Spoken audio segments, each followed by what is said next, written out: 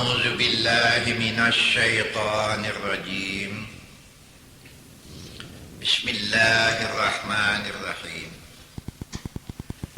الحمد لله رب العالمين، والصلاة والسلام على أشرف الأنبياء والمرسلين وعلى آله وأصحابه أجمعين. أما بعد، رب اشرح لي صدري ويسر لي أمري واحلل عقدة من لساني يفقهوا قولي. اللهم رب أدخلني مدخل صدق وأخرجني مخرج صدق واجعل لي من لدنك سلطانا نصيرا. ربي أعوذ بك من همزات الشياطين وأعوذ بك ربي أن يحضرون. السلام عليكم ورحمة الله وبركاته.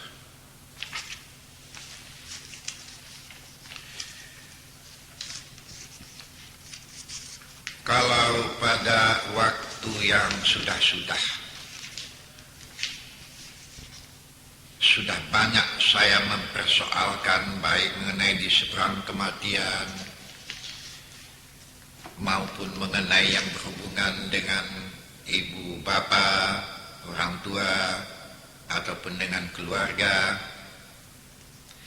ini sudah banyak yang saya uraikan. Tapi pada waktu ini saya juga ingin menyampaikan beberapa hal-hal bahwa banyak kita jumpai di dalam Al-Quran, tidak sedikit jumlahnya yang di dalam Quran yang kesimpulannya mengatakan amanu wa amilus salihat. Banyak ya, ayatnya banyak sekali. Amanu wa amilus salihat.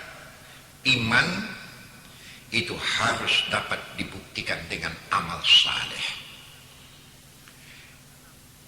Jadi orang yang beriman tapi tidak dapat dia membuktikan imannya itu dengan amal saleh, saya mengatakan orang ini kafir, tak berani saya. Tapi saya khawatir orang ini masuk dalam kategori manusia munafik. Memastikan saya tidak beraninya, cuman saya khawatir kalau sempatlah masuk dalam kategori munafik, saya tidak tahu apa akibat yang akan diterimanya. Tapi yang pasti, innal munafiqina fid darkil asfali minan nar. Yang pasti neraka yang akan dijumpainya.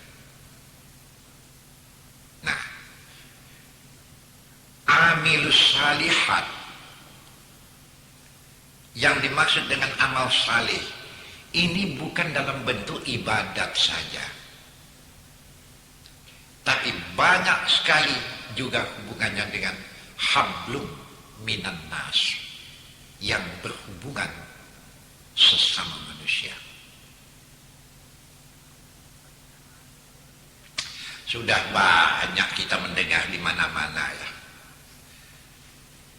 Dan saya pun sudah ribu kali menyampaikan. Nabi Muhammad setelah dia angkat menjadi nabi, kan wajib sembahyang belum ada. Wajib sembahyang ini terjadinya kira-kira di sekitar, kira-kira setelah 11 tahun menjadi nabi. Terjadilah peristiwa Isra Mi'raj. Baru ada wajib salat. Tapi sebelum itu tak ada.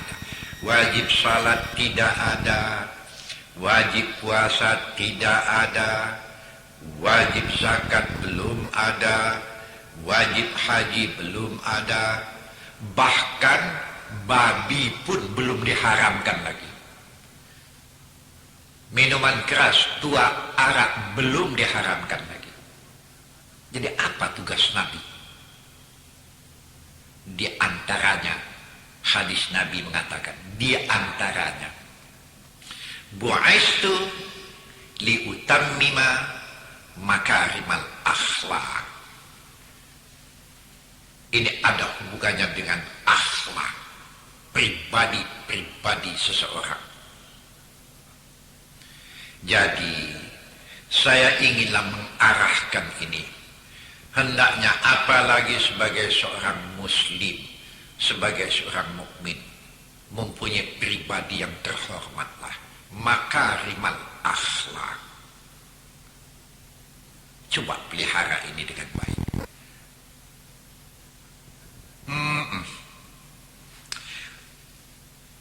Saya selalu mengatakan sedikit amal tidak apa, tapi jangan bikin tingkah yang tidak-tidak.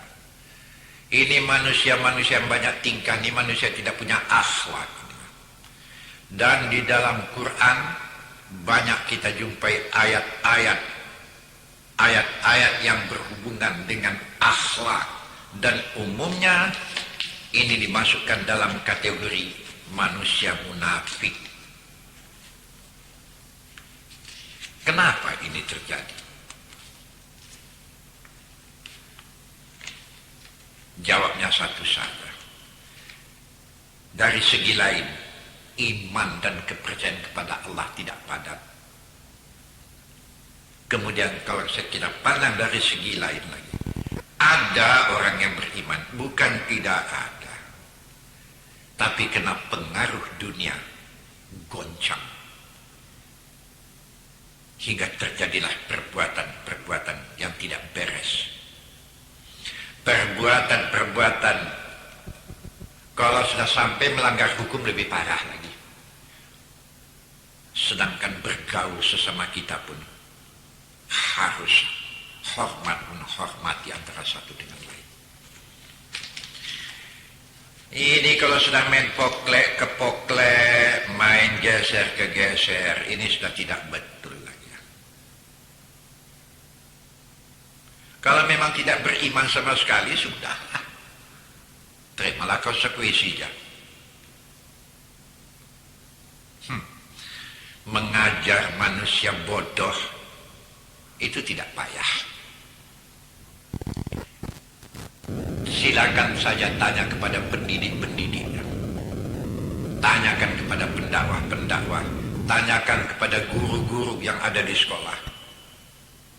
Mereka menghadapi yang bodoh tidak sukar, tapi menghadapi manusia bandel, minta ampun kita dibikinnya. Ini watak-watak munafik ya. Di muka macam kan dia, di belakang tak apa-apa dibikin.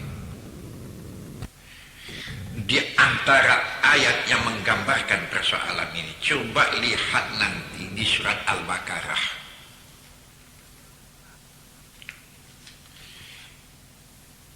Ayat yang ke-9, ke-10, 11, 12, panjang ini ya, 13, 14, 15, 16, 17, 18. Ini semua sekali menggambarkan manusia-manusia yang tidak berakhlak. Ini memang ayat ini tadinya ditujukan kepada orang munafik. Tetapi sebahagian kaum muslimin, sebahagian orang mukmin tidak menyadari bahasa apa yang dibikin oleh orang munafik, dia sendiri sudah melakukannya. Kalau diberi ingat, mereka membantah. Nah, coba lihat nanti ayat yang ke-8 ya. Wa minan nasi may yaqulu amanna billahi wa bil yaumil akhir wa ma hum bimu'minin. Ini ditujukan kepada orang yang mengaku beriman kepada Allah ya. Dia mengaku beriman kepada Allah. Tapi kalau ditengok tindak tanduknya, perbuatannya, ini bukan tindak tanduk orang mukmin yang macam ini. Itu yang disindirkan pada ayat yang ke-8 ini. Wa minan nasi, ada sebahagian daripada manusia, mayyaqulu amanna billahi, mereka mengaku kami ini orang yang beriman kepada Allah, wa bil yaumil akhir, kami ini orang yang beriman dan percaya dengan hari yang akhir. Tapi di akhir ayat itu dikatakan wa ma hum bimu'minin. Tetapi kalau ditengok tindak tanduk dan lakunya, mereka ini bukan orang mukmin. Bukan begitu tindakan orang mukmin. Oh, insya Allah saya uraikan nanti ya tanda-tanda manusia-manusia munafik di ayat yang ke-9 berikutnya. Pada hakikatnya manusia yang semacam ini, yukhadi'unallaha walladzina amanu wa ma yakhda'una illa anfusahum wa ma yash'urun. Pada hakikatnya mereka menipu Allah ya, menipu orang yang beriman. Padahal tidaklah yang mereka tipu adalah diri mereka sendiri. Wa ma yash'urun, tapi banyak di antara mereka yang tidak mau sadar. Memang iyalah akibatnya mereka sendiri yang akan menanggungkan nanti. Sudah selalu saya mengatakan, kalau akibat dari perbuatannya itu dia sendiri yang menanggungkannya, sudahlah. Tapi kadang-kadang membuat efek kepada orang lain. Dia bikin tingkah, dia mendapat keuntungan, orang lain menderita dibikinnya. Orang lain tersiksa dibikinnya. Apa begini akhlak seorang mukmin? Salah. Apalagi di tengah-tengah keluarga. Ya Allah, banyak sekali saya mendapat pengaduan ya, dari orang yang sudah seumur dengan saya, yang sudah tua-tua, melaporkan bagaimana mengatasi antara anak dengan anak memperebutkan harta orang tuanya, berkelahi. Berakhlak juga namanya ini. Tinggal makan teh hidang saja lagi. Berkelahi, bertengkar. Ini bukan akhlak seorang mukmin. Banyak yang pening otak orang tua-tua kita. Yang datang menangis ke saya pun ada. Ya, jawab saya hanya pendek saja. Suruh anak-anak itu mendengar, mengaji selalu. Ya, sekaligus untuk menjadi orang yang baik kemungkinan tentu tipis sekali, tapi berkat lama tentulah. Ini orang yang sudah dinasihati, si bandel-bandel yang macam ini, di ayat yang ke-10 disindirkan oleh Tuhan lagi. Fi qulubihim maradun fazadahumullahu maradan walahum azabun alimun bima kanu yakzibun. Ini orang yang macam ini, hati mereka sudah berpenyakit ini. Kalau ini masih tidak disadarinya, maka penyakit yang macam ini akan bertambah hebat nanti, menguasai kehidupannya. Fazadahumullahu maradan. Kesudahannya nanti Allah tambah penyakit itu makin hebat untuk dia kalau tidak mau sadar juga. Akibatnya buruk sekali. Walahum azabun alim. Mereka akan mendapat azab yang pedih. Yang pada hakikatnya bima kanu yakzibun. Mereka sudah berdusta mengenai keimanannya. Tapi jarang mereka yang sadar. Ini kan yang bandel namanya ini. Ini di ayat ke-11, ayat ke-12, ini menunjukkan kebandelan manusia. Wa idza qila lahu, apabila dikatakan kepada mereka, dinasihatkan, la tusidu fil ardi, jangan kamu membuat bencana kerusuhan di muka bumi. Ini perbuatan kau ini merusuhkan. Tapi mereka masih bertahan dengan mengatakan, qalu, mereka masih bertahan, masih memberikan jawab, innama nahnu muslimun, kami ini orang baik, kami ini bermaksud untuk memperbuat kebaikan. Sudah terang merusak, masih juga mengatakan berbuat baik. Kan ini alat-alat munafik ini. Inilah bukan akhlak seorang kaum muslimin. Padahal di ayat berikutnya mengatakan, ala innahum humul mufsidun.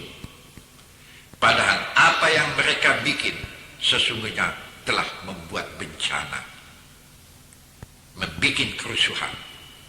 Walakin la yash'urun, tetapi mereka masih tidak mau mengerti, tidak mau sadar. Kalau dikatakan mereka tidak beriman, tidak. Mereka mengaku mereka beriman. Nah, inilah yang membuat kacau.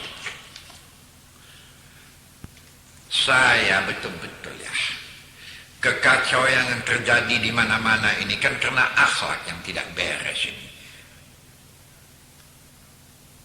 Hati yang tidak terpimpin dengan wahyu Allah, hati yang tidak terpimpin dengan ketakwaan, hati yang tidak terpimpin dengan wahyu ilahi. Bagaimanapun kipasan setan akan bermain di hatinya, kekacauan akan terjadi.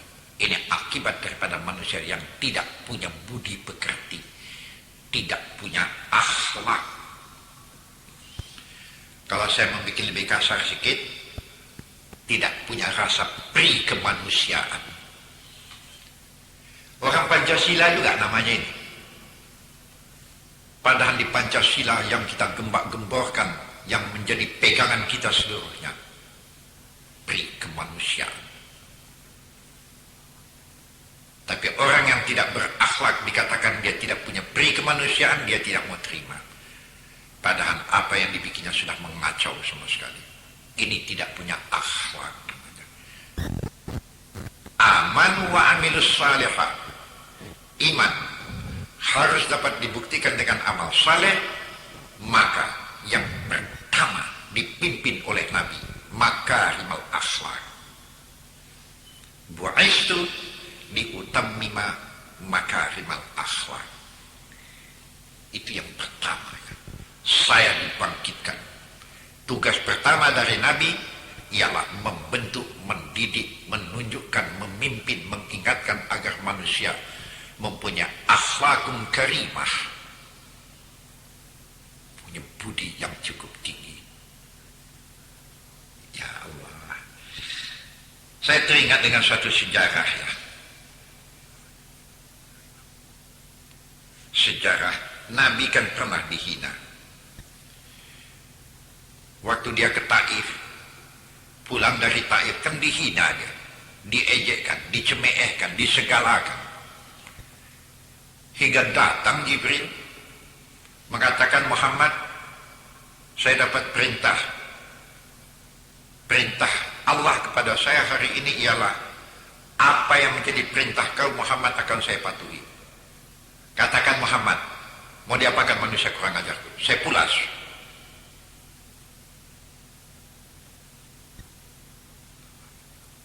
Nabi diam saja dalam soal ini. Padahal Jibril dulu pernah dikirim kepada Nabi Nuh. Nabi Nuh kan pernah mendoa kepada Tuhan. Wahai Tuhan, berilah pertolongan kepadaku. Karena Nabi Nuh pun ditantang, disiksa, dicemeehkan, diejek ya, oleh manusia-manusia di zamannya. pada Nabi Nuh sama sekali tidak merusakkan penghidupan mereka, hanya memimpin akidah mereka. Dan yang pertama dipimpinkan berakhlak, berbudi, berperi kemanusiaan antara satu dengan lain. Ambillah kekayaan ini. Nabi Nuh juga tidak mengatakan, saya bukan mau merampas kekayaan kalian, tidak. Saya juga mau bukan merampas kekuasaan, tidak.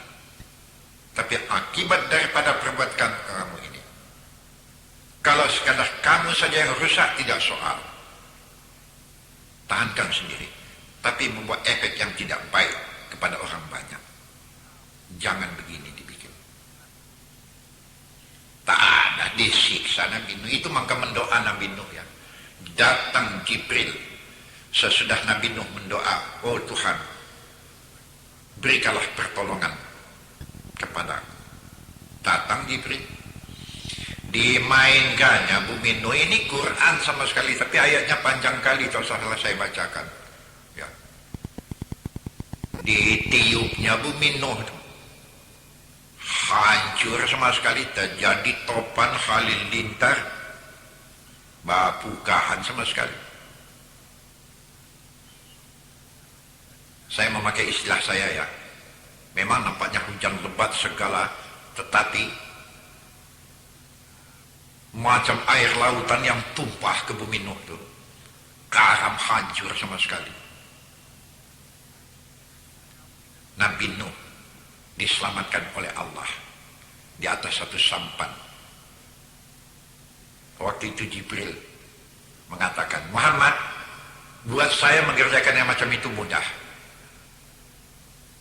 tapi ada perintah kau baru ini saya kerjakan. Kalau tidak, saya tidak boleh melakukan. Sebentar putus saya bantai macam itu. Muhammad, saya mainkan orang. Ya Allah, tak adalah dalam hati Nabi Muhammad dendamnya. Ini orang pendendam ini tidak berakhlak ini ya. Ini satu di antaranya ini.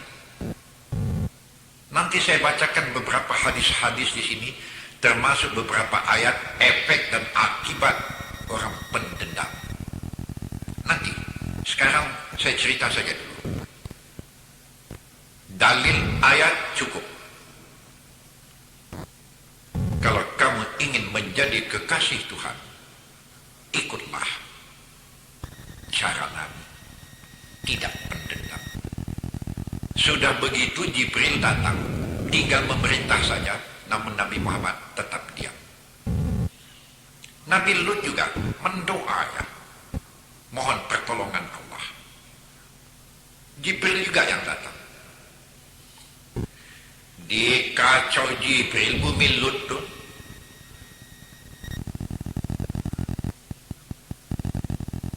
Remuk sama sekali. Macam mengacau gulai dalam kuali. Diangkat sampai ke angkasa, dibalikan, dihunjamkan, benam ke dalam bumi sana. Jibril mengatakan, Muhammad, buat saya mudah itu melakukannya. Sebentar bisa saya lakukan. Tapi perintah Allah kepada saya, ada perintah kau Muhammad, baru ini dapat saya lakukan. Katakan kepada saya bikin itu. Anggukkan saja Muhammad, saya mainkan. Tidak ya, sepatah pun Nabi Muhammad tidak mengatakan apapun. Ya akhirnya Jibril tetap berdiri di muka Nabi. Ini tetap orang dari Taif ini ya, yang mendapat ancaman siksaan, dilempar dengan batu pasir hingga badan Nabi luka-luka di waktu itu. Datang Jibril, pada Nabi Muhammad tidak ada mendoa mohon supaya Jibril datang menolong dia, seperti datangnya Jibril kepada Nuh, kepada Lut dan yang lain-lainnya. Tak ada Nabi mendoa macam itu. Tapi Tuhan, ya kekasihnya dibikin macam itu, walaupun tak meminta, turun pertolongan. Kenapa Nabi Muhammad tidak mau memerintahkan itu? Karena dendam tidak ada dalam hati. Jibril tetap berdiri di muka beliau. Lama sesudah itu Nabi mengatakan, Jibril, masih ada lagi yang akan engkau katakan? Enggak. Jadi kok masih berdiri kau di muka saya? Saya dapat perintah Muhammad. Perintah Allah kepada saya. Kalau tidak ada perintah kau, saya akan tetap berdiri di muka kau sampai ada perintah dari kau. Itu perintah Allah kepada saya. Itu maka saya berdiri terus. Oh begitu. Ya. Kalau begitu Jibril, kau saya perintah sekarang. Katakan Muhammad apa? Pulang saja kau balik ke tempat kau. Ya Allah. Ini pribadi mukmin ya. Alangkah tingginya pribadi Rasulullah. In kuntum tuhibbunallaha fattabi'uni yuhibbukumullah. Kalau benar engkau ingin dikasihi oleh Allah, kalau engkau ingin menjadi kekasih Tuhan, ikut saya, kata Nabi. Engkau akan menjadi kekasih Tuhan. Di antara yang kita ikut, dendam tidak ada di dalam hati. Aduh, tatkala saya menyampaikan ini di banyak tempat ya, waktu saya membicarakan peristiwa Isra Mi'raj dalam tabligh dan yang lain-lain lah, banyak yang datang kepada saya mengatakan, Ustaz, bagaimana lah saya supaya bisa menjadi orang yang macam itu? Oh, kelabaan juga saya menjawabnya. Apa ada doa-doanya Ustaz? Ini bergantung kepada keimanan seseorang. Bergantung kepada keyakinan seseorang. Sebab itu maka selalu saya mengatakan, selalulah mendengar, selalu mengadakan pengajian, di mana ada pengajian dengar, hayati ini sama sekali. Kemudian ikhtiarkanlah agar menjadi orang yang baik. Pembuktian seorang bahwa dia adalah orang yang baik di sisi Allah bukan daripada segi amal ibadat saja. Amilus salihat yang di ayat itu tidak tertuju kepada ibadat saja, tapi juga tertuju kepada hablum minan nas, hubungan antar kita sama kita. Tentu terutama sekali di tengah-tengah keluarga lah. Antara kita bersaudara, antara kita berorang kampung. Ya, hayati ini. Betul lah. Waktu Nabi Muhammad mengatakan kembalilah engkau Jibril, kembali Jibril. Tinggal Nabi Muhammad sendirian.